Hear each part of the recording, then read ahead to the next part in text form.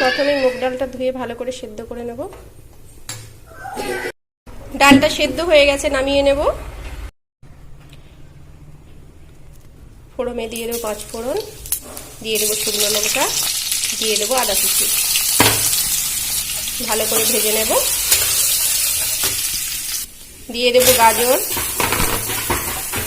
সবজি, আর দিয়ে দিলাম সর্ষে ডাঁটা, পটল, বরবটি আর টমেটো। ভেজে নেব।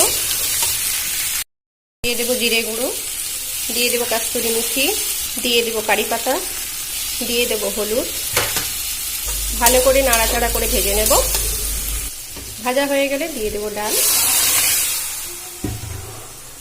দিয়ে দেবো পরিমাণ মতো নুন। সবজিটা সেদ্ধ করে চিনি দিয়ে নামিয়ে নিলেই আমাদের রেডি সবজি ডাল। আমি নামিয়ে নেব।